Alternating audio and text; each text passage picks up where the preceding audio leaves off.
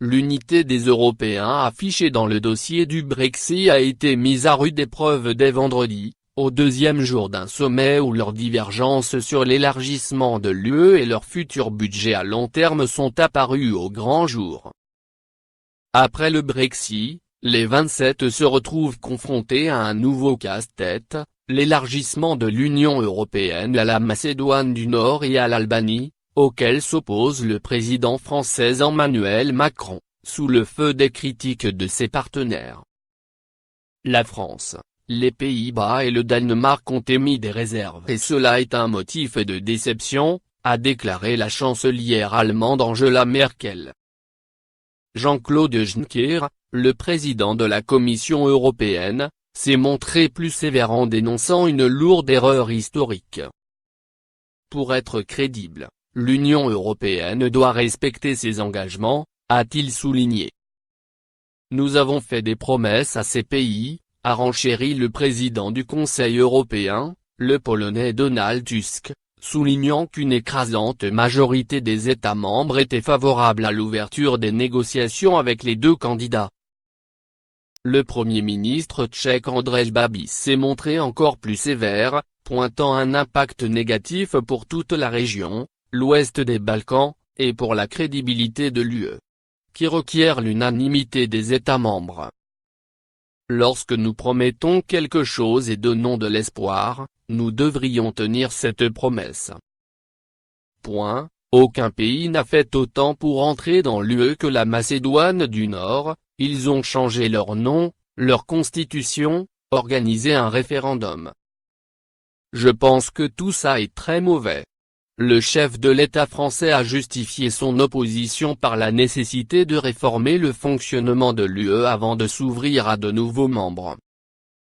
Avant tout élargissement, sachons-nous réformer, a-t-il dit lors de sa conférence de presse. Tous les progrès réclamés, aux deux candidats, n'étaient pas là, a-t-il jugé. Pour Emmanuel Macron, il est également prioritaire de réformer le processus d'élargissement, qui n'est plus adapté, trop bureaucratique, et ne parle plus au peuple. Les discussions ont duré jusque tard dans la nuit de jeudi à vendredi et plusieurs solutions de compromis ont été rejetées, selon des participants. Nous avons vu un duo bien réglé entre Macron et Rutte, le Premier ministre néerlandais, a confié l'un d'eux à la AFP. Ce qui servait l'un, servait l'autre. Une des propositions rejetées était de dissocier les deux candidatures afin de permettre d'ouvrir les négociations avec la Macédoine du Nord.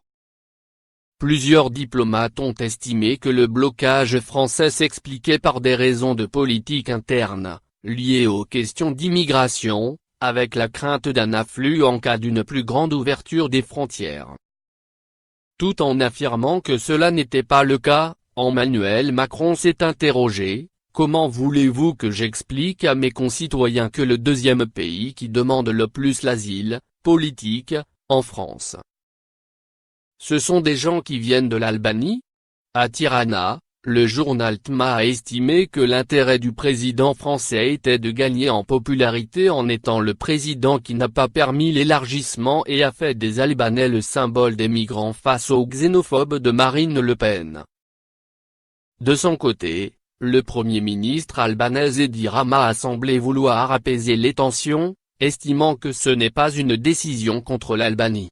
La chef de l'extrême droite française.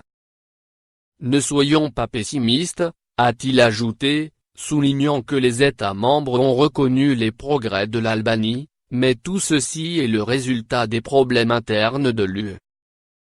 Les détracteurs de l'actuel processus d'élargissement craignent aussi que se répètent les problèmes liés à la corruption et à l'indépendance de la justice que connaissent la Roumanie et la Bulgarie, qui ont adhéré en 2007.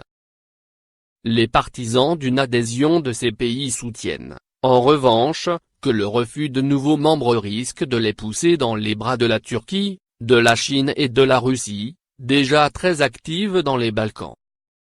Tout le monde admet que la Macédoine du Nord a fait beaucoup, elle a changé le nom du pays, afin de régler son différend avec la Grèce, elle a changé sa constitution et a tout fait pour être invitée, a souligné le président lituanien Gitanas Nausėda.